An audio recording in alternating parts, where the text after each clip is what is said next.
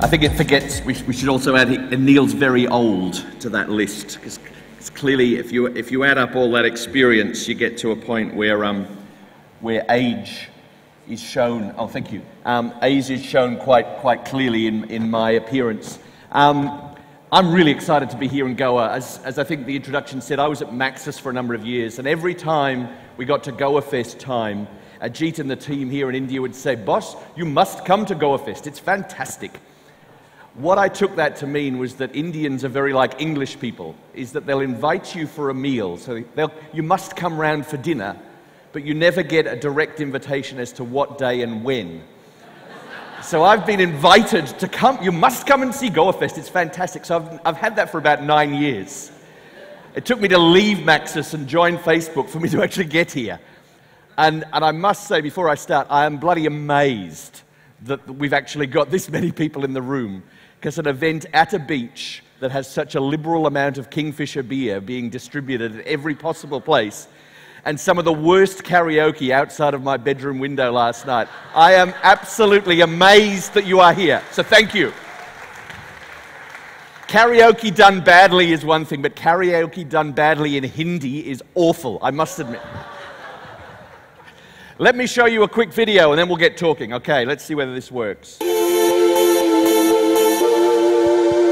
When we first launched, we were hoping for, maybe 400, 500 people.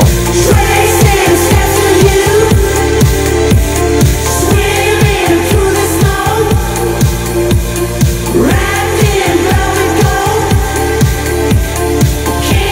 minutes away from the push-up platform.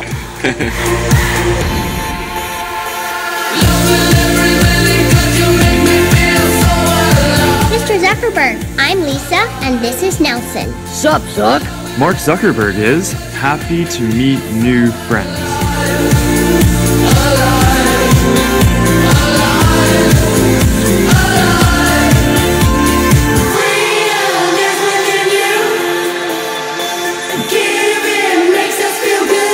All of you are helping to revolutionize how people get information, how they're connecting with each other. We want to take every single person in the world and connect them. I want to start by focusing on authentic identity. I am Mark Zuckerberg. We're a culture of builders. Now let's go make something awesome.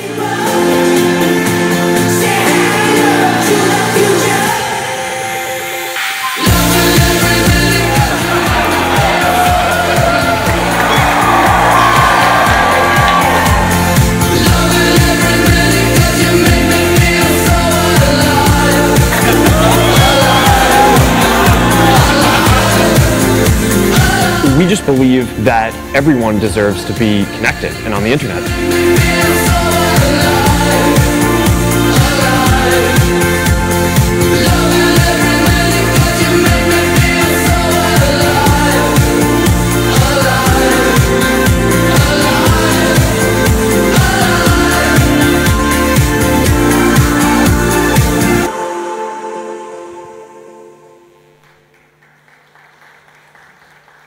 So that was produced to celebrate the 10th anniversary of Facebook. We turned 11 in February of this year, so we're a year older than Goafest.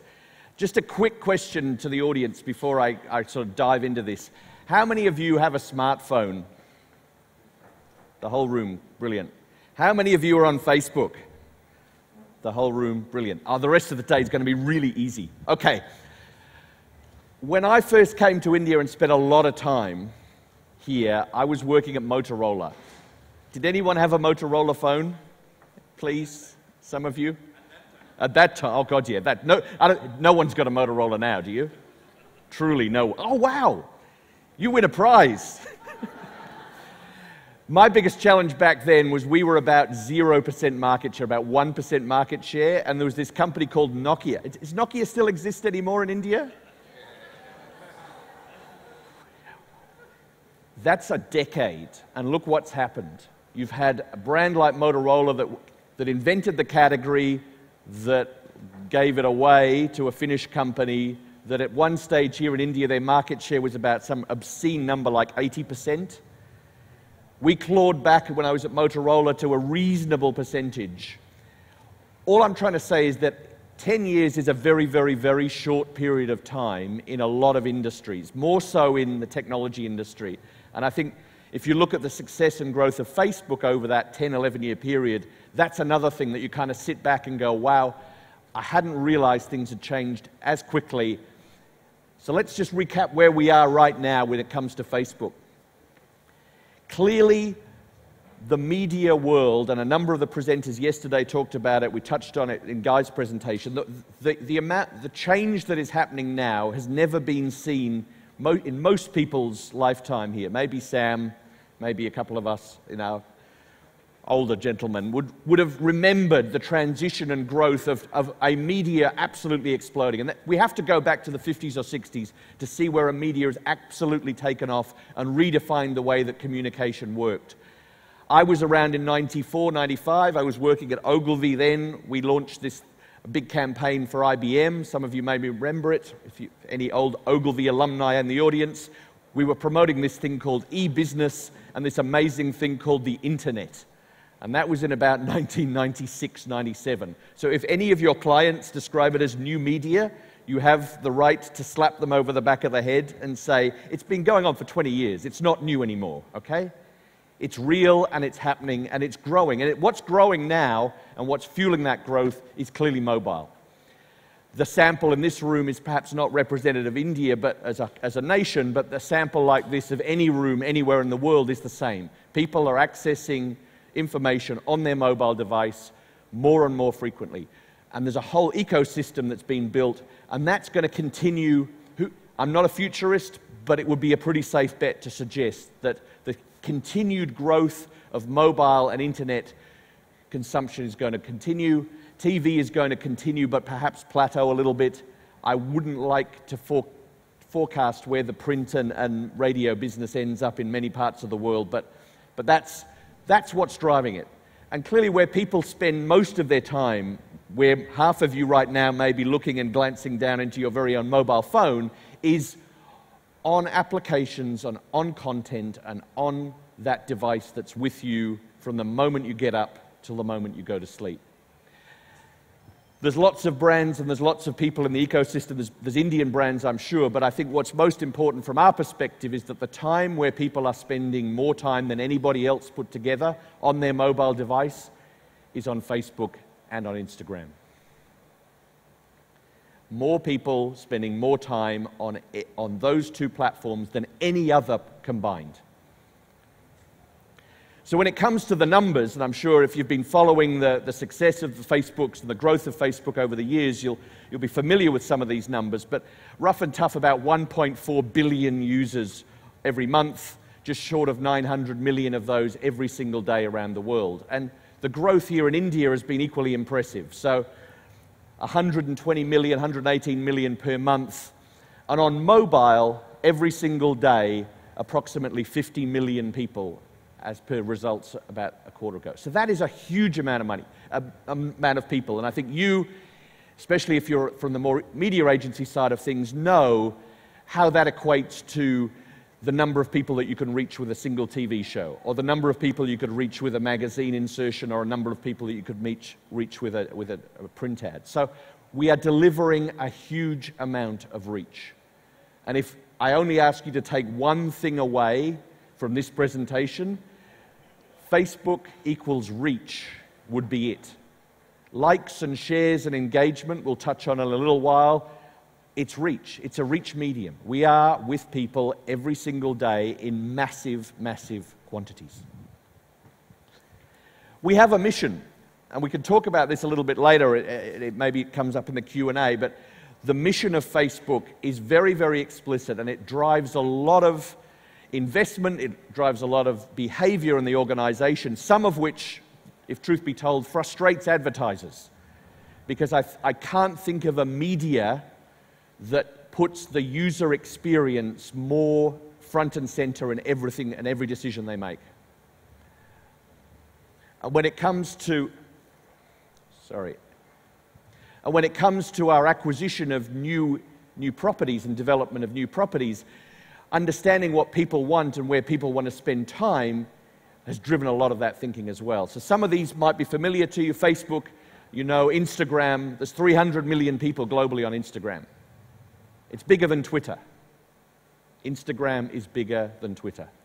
More people sharing experiences through that powerful visual medium of Instagram. And I think if I was a creative person, I would love the opportunity to work on my brand on Instagram, because you've now got the most pure, wonderful, personalized messaging all through the visual medium.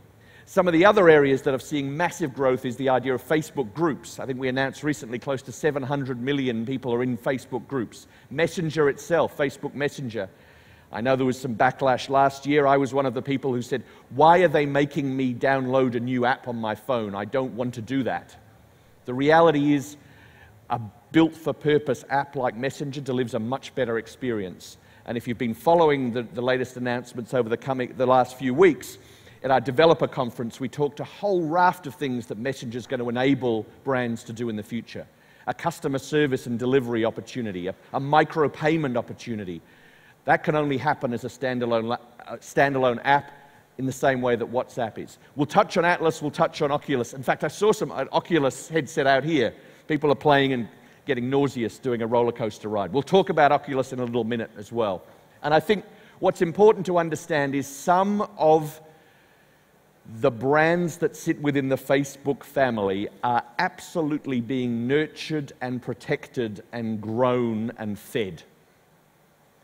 I'll give you a lovely story. The developer community saw the latest Oculus products that's coming to market. A number of agency people were in that room. They are on the tweets instantly. This is amazing. Can I tee up a meeting with the Oculus team to show an immersive experience for my new hotel chain, and I want to create it in virtual reality? The answer right now is no. But there's money involved? No. What we have to do is make sure that that product experience and the consumer experience is absolutely brilliant, and that it develops to a scale of hundreds of millions of users before we start turning it into an advertising product. We've got Instagram in a number of markets advertising already. That will, I'm sure, come over coming quarters to the rest of the world.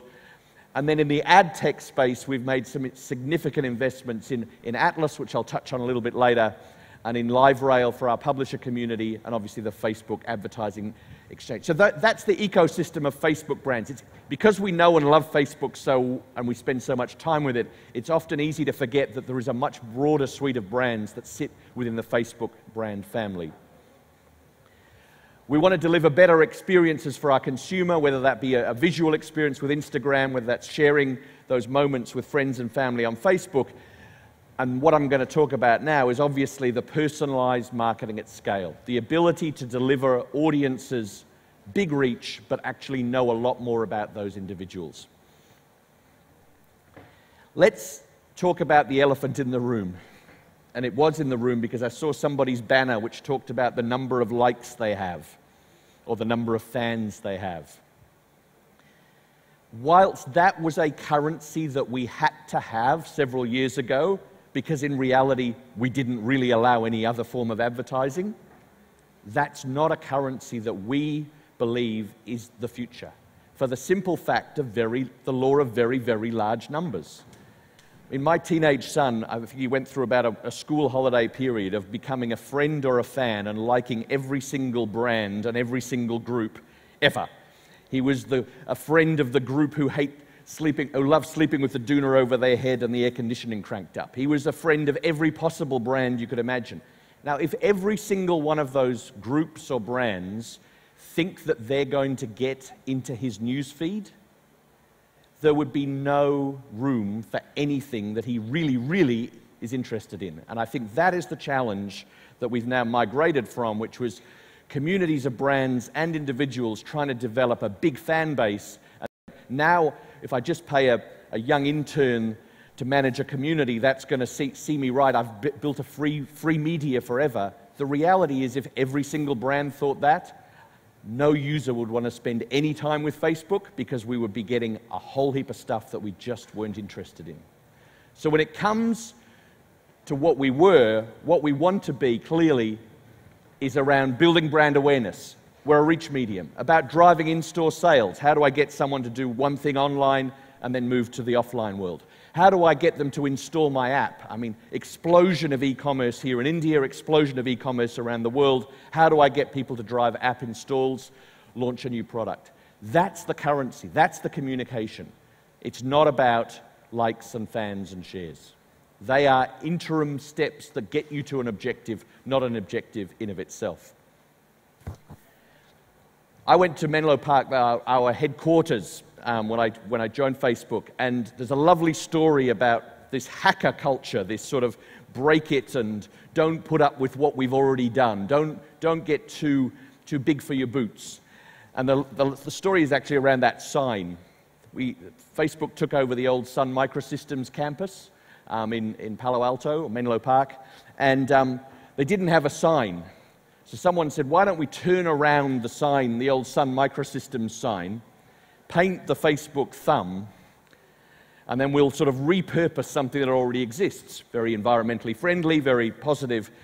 But what they also said is, let's leave the back of the sign, the Sun piece, Sun Microsystems, there facing us as we drive out each evening, to remind us that there was a fantastic global technology brand that is no more, for perhaps a series of mistakes or missteps that perhaps we should be aware of as well. So this idea of a hacking culture, this idea of not putting up with where we've come from is what I want to spend the next 15, 20 minutes talking about. Most importantly, because we need to pick up our game. We need to pick up the pace. Imagine, for example, a cricket game where you might have 4 people out, you're chasing 328, you might have 4 batsmen out, you might get to the 5th batsman out for about 178 runs. You need your middle order batsman to actually perform to get into the grand final. And I think you should congratulate me, being Australian, for not humiliating or bringing up the idea of cricket for at least 25 minutes of the presentation. But in picking up the pace, there are a number of things that I don't think we as an industry should really put up with anymore. And we're all as guilty of them as ever, and I think unless we focus on them, unless we talk about them, we aren't going to fix them. So how many of us still accept briefs, or still more importantly, work on briefs where the target audience is so broad that it's meaningless? I won't embarrass you by asking for a show of hands, but given the fact that I ran a media agency for 6 years, I know that this is true.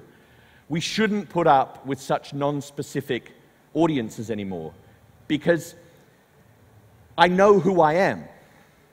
I know who a lot of people are. I know who 100 million people are on Facebook here in India. They tell us who they are, and they're not hidden behind some fancy name. On Yahoo, I'm Neil0626 at yahoo.com.au. Yahoo does not know who I am. They don't know that I'm a married father. They don't know what I'm interested in. They can pretend to infer it from my surfing behavior and my online behavior, but they do not know who I am. Facebook, I tell them exactly who I am. I am as open as I am here on stage to you guys. So I know a lot more about people, and whether it's through Facebook or whether, as Guy said before, a whole raft of other opportunities to understand the real behavior of consumers, we can target people so much better. If you don't understand Facebook custom audiences, please ask about it. It is the most powerful thing we've got going for us. I only want to talk to people who have my credit card. I only want to talk to people who don't have my credit card. Facebook, please, here is a list of our customers who have our credit card. Please go and find them for us on Facebook. We can do that. We shouldn't put up with broad, non-specific target audiences. Great example here in India. We didn't know who the end consumer was, but Gillette used as a proxy feature phones to say, and language and location to say, I think I know a lot more about the location of those consumers. The results of that, a significant uplift in brand awareness, significant uplift, and a very low cost per reach. Coca-Cola here in India, again, used people who have, what's the first thing anyone does when they get a new phone? Apart from taking it out of the box and getting all excited and turning it on, they start downloading apps and content. What's one of the first apps that they download? Facebook. We know when people get a new phone, and that may be a new feature phone. We know when they start, their ID is now linked to a new device. So for Coke, we went out and talked to people who are brand new onto the internet and used that again as a proxy for income and stage of development. So again, fantastic results using the understanding and the power of behavior of real people as a proxy, rather than saying, go and give me all people 15 plus. If I've told you a lot about myself, there's an expectation in that. There's a value exchange. And that value exchange is, you better give me back something that's kind of meaningful. And I think we as an industry have to respect that. People expect that content is actually built for them if they're on a platform where they've told an awful lot about what they're interested in. And here's an example from Coke from last year at the Super Bowl. Coke produced a wonderful commercial. Some of you may have seen it. Beautiful for spacious skies, por tus olas de granos ámbar, yo piscina sakote, sa ibabaw ng mga prutas. America, America, God shed His grace on thee.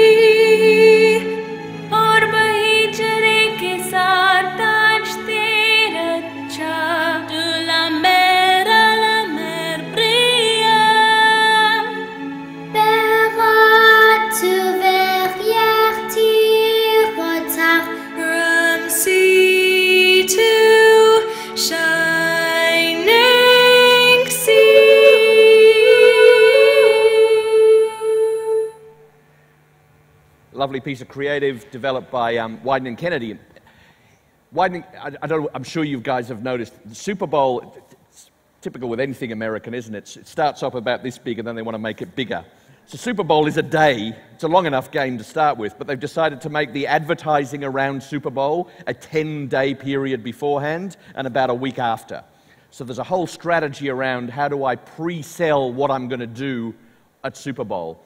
And Wyden and Kennedy and the media team came to Facebook and said, we've got this beautiful film, it's about to be shot, how can we leverage the power of Facebook? Because you understand a lot more rather than just putting this one ad for spending millions and millions of dollars, knowing that people are going to watch it during the commercial break during the Super Bowl. And what we were able to do was look at very distinct clusters, and I'm sure all of us in there identified the African Americans and the Hispanics and probably some lesbian and gay people.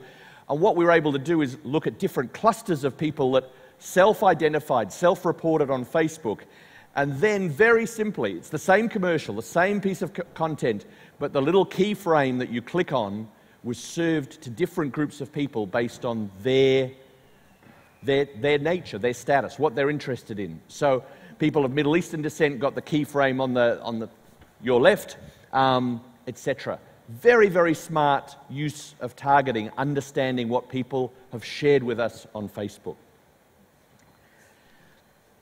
I went for a walk this morning, and I saw that The Wolf of Wall Street is going to be on TV on one of the sponsors' channels on April the 26th at 1 p.m. and about 7 p.m., I think. I have a slight concern. The Wolf of Wall Street is a 3-hour movie, and there's a lot of swearing, so for India probably it's going to be a 2-hour, 30-minute movie. And there's a lot of sex and drugs. So say it's a 2-hour movie. My fear is a 2-hour movie on Indian TV is about a 4-hour epic endurance. A commercial break in Indonesia during prime time goes for approximately 20 minutes. You could cook a 3-course meal in the average commercial break in Indonesia. Now, if you get to an industry forum like this, you go, profitability and clients and media agencies, year-on-year yield management. You know what? We're all right. But all we're doing is slowly but surely throttling the golden goose that is laying the golden eggs.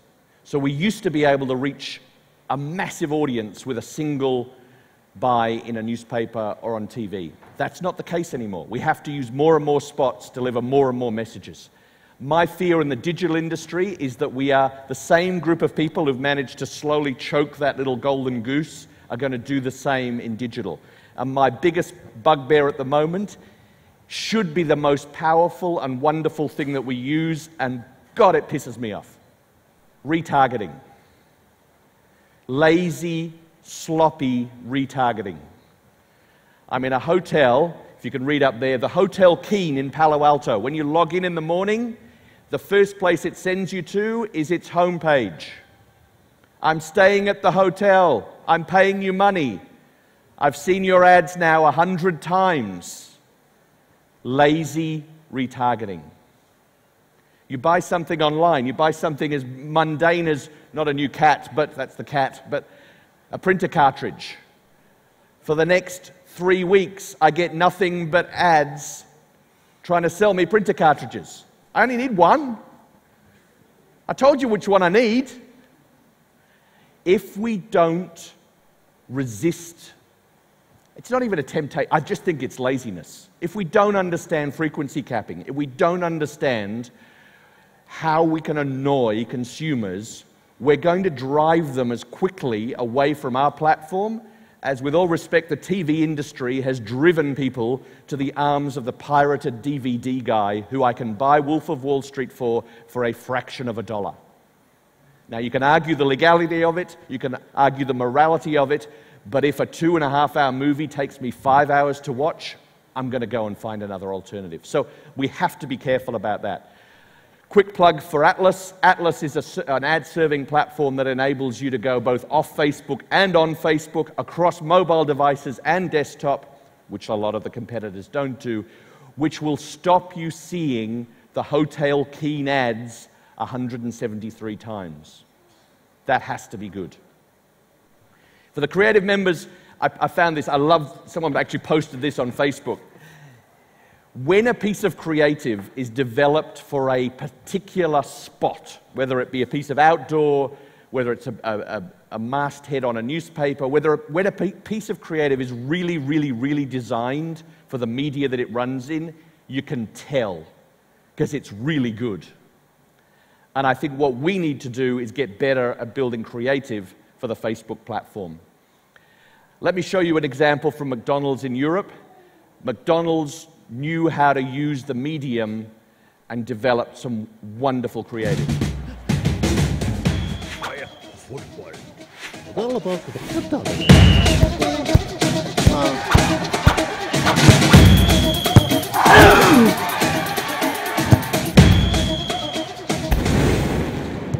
Yes, those are French fries playing football. It is a bit weird, but delivered to an audience who said that they're interested in football during the World Cup, a very clever use of the medium. In the background while I talk, most of you will consume videos with the sound off because you don't want to indicate to your colleagues in a meeting or in the meeting room that you're not paying attention. Here's some lovely work that was developed for BuzzFeed, which recognized the fact that sound was always going to be off. You get the message without having to listen to the sound. So if you're a creative person or if you're a media person thinking about creative on Facebook, let's make sure that you think about the fact that, hold on a minute, a lot of people will be consuming this medium with the sound off. If you're interested in how to cut fruit properly, you can watch this at your leisure. When I wrote my first creative brief, it was for Kleenex toilet paper, and I said it was strong, it was soft, there were 500 sheets in a roll, and it came in multiple colors. And the creative director ripped it up and threw it away and said, be single-minded. And I think all of us have had the temptation, the difficulty in trying to cram as much as a client wants into a single piece of communication. And I think here's an example from Burberry where we were able to sequence the layers of messages. We invited people with a static ad.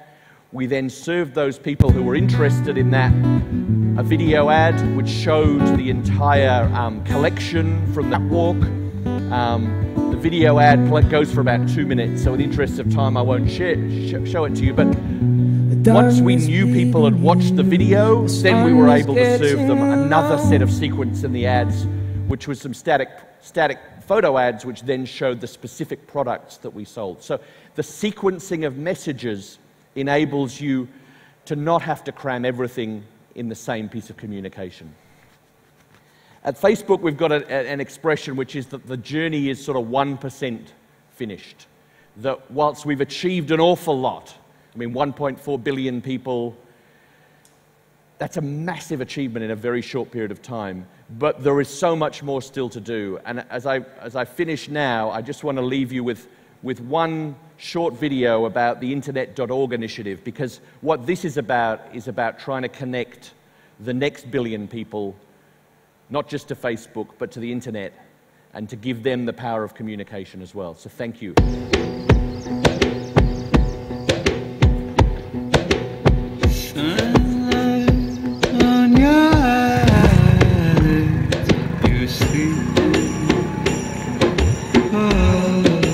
क्या नाम है नोनी तो? सोन भाई baker. संदेश record करने के लिए देख पकड़। धन्यवाद।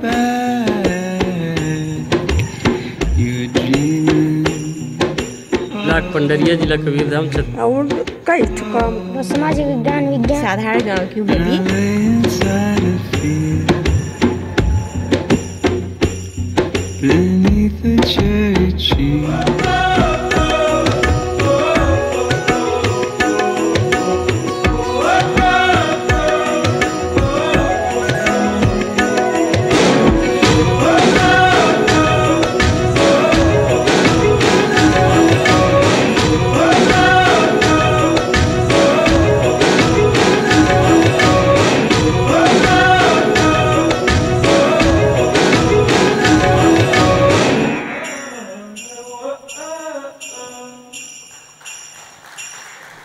Hello everyone, and Neil, we shouldn't have hugged. That's going to be on Facebook everywhere right now in the next 1 minute. So, frankly, it was fantastic.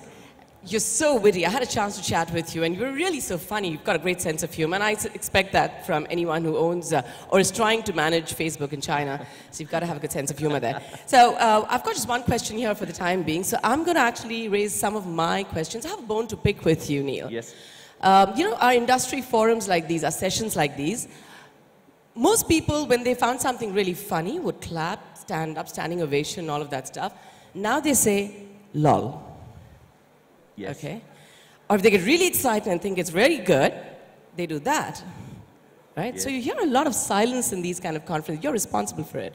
So I think we need to change that a little bit. When they get really excited, they start posting pictures or tagging people. But that's about it. So you got a lot more claps than most people do in these conferences. That was really good. Thank you so much. Lol. Lol. So I have a question from my side before I read this little essay someone has sent me. Yeah, that's a long one. I've been thinking about, let me see, there were two questions I had.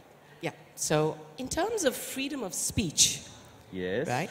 Now, Facebook really changed a lot of that. It comes from the land of freedom, and it's very popular in our land, which is also a lot about freedom of speech as well.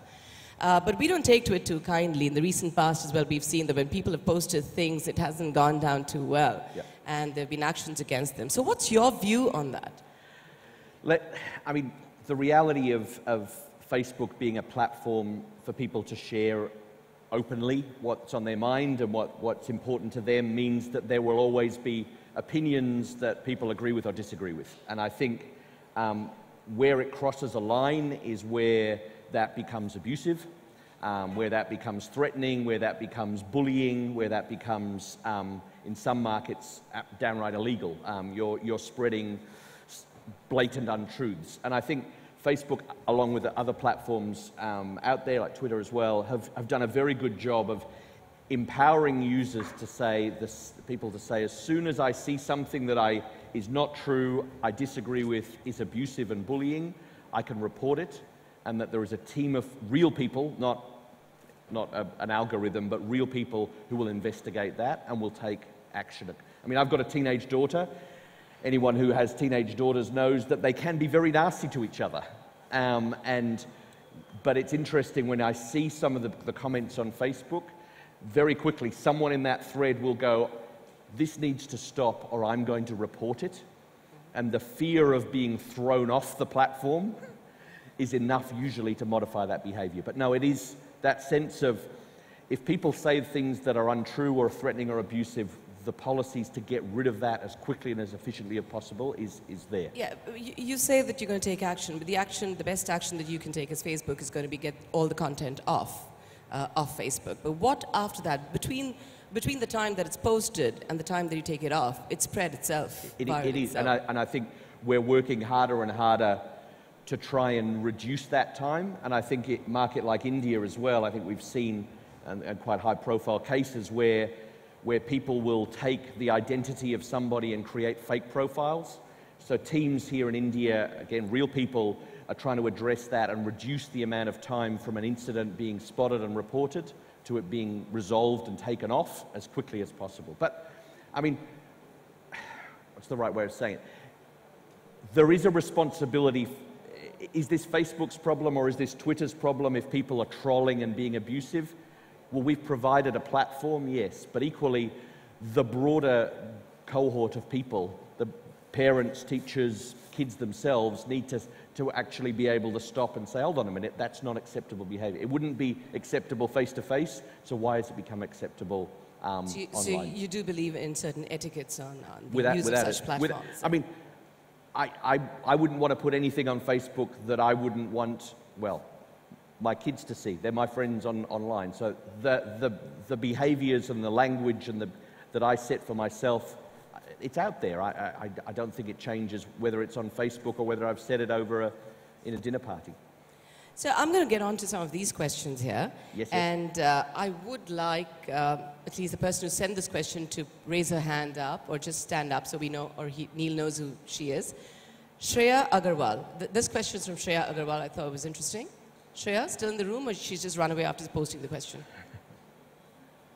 Okay, so she's busy on Facebook. Yeah, she's there. Yeah. Oh, she is. Okay. All right. Okay. So content has become king with social media enabling selective consumption. How is Facebook working with clients to create content? That's a good question.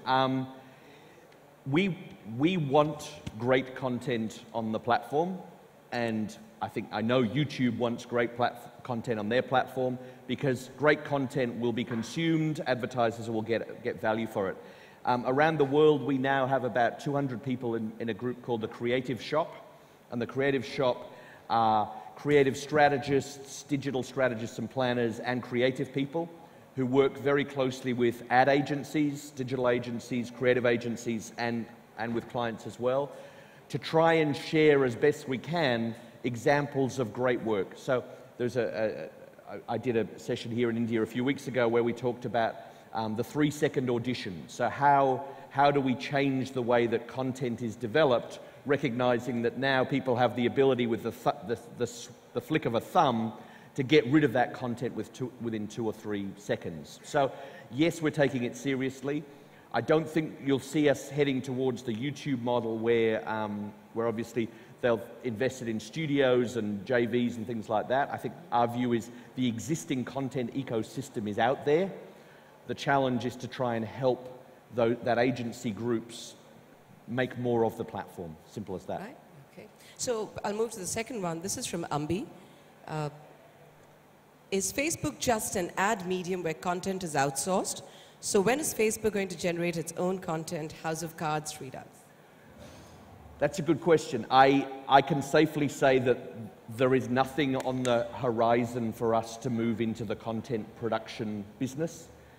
The belief is if we can create a platform where consumers discover great content, and I think anyone who's alive would have noticed that Fast and Furious 7 is now about to launch because it's filled my news feed. Great content is discovered on Facebook, and it's hard enough building a platform for 1.4 billion people that other people can use really well to promote their content before we try and move into a different industry. So, yeah, I think at the moment there is no desire to become a Netflix. And why would you? You have 1 billion people creating content for you. That's smart, so stay away from it for a while. Twitter in India is becoming the most popular second screen device to live TV events, also in US during Super Bowl. What is Facebook doing about it? This is from Akash. Akash? Right. It's a good question. I think Twitter has the way that the product works and the immediacy of seeing something at a time specific in your news feed, I think is a valid, and I love Twitter. I use Twitter. I think there's a value of Twitter. So I don't see this as being an either-or scenario at all. I think people go to Twitter for a certain set of reasons. Brands may find a role for Twitter in their marketing equally. The only thing I would say with Twitter is it's, at the end of the day, these media are about reach. We globally have 1.4 billion people on Facebook. We have 600 million people on Messenger. We've got 600-700 million people on WhatsApp. I think globally, Twitter's latest numbers are about 288 million, just short of 300. So yes, Twitter plays a role, of course it does, but depending on your objective, depending on the audience you're after, depending on the reach that you want to generate, Twitter may or may not play a role in the plan. But Neil, what stops Facebook from changing its format over a period of time and keeping up with the way the messages are being delivered and keeping pace with the way people are really now deciding what the next format should be? Well, Facebook's constantly evolving how the news feed delivers stuff that is of most relevance to you. And I think some of the enhancements that we've seen and adoptions we've seen over the past years have taken the feeds, the posts that have had the most shares or the most comments or are the most timely to the top of the news feed. And that is the constant battle of the team running the product itself. The core platform is, how do I balance that idea of what is the most relevant and the most interesting to that individual person at that point of time? And if 5 of my friends have all had babies at the same time and they're all posting 20 photos of those babies, the expectation is that I want to see all of them, but someone's going to be first and then second and then third. So, and then a brand wants to put a message in there as well. So I think it is a constant tweaking. Sure. So I'm actually going to close the session with one last question, which is a very important one and a question in everybody's minds right now. It's anonymous. Anonymous. Content is not displayed unless paid. This is putting off agencies and clients. So what would you have to say to that? There is no doubt that the shift over time from a model where a lot of brands wanted paid, owned, and earned to equal paid, owned, and free, really, that has annoyed them. There's no doubt about it. We've had difficult conversations with agencies, we've had difficult conversations with clients, but I think as we sit down with each of those agencies and clients and explain the mathematics of this, the exponential growth of the platform. I mean, give you a good example, videos. So videos are relatively new on Facebook. There used to be little clicks to go off-site to YouTube. We're the biggest referrer of content to YouTube anywhere in the world. But now, as soon as we launched the native video product, 6 months ago, so middle of last year, there were 1 billion views a day. By the end of the year, there were 3 billion views a day.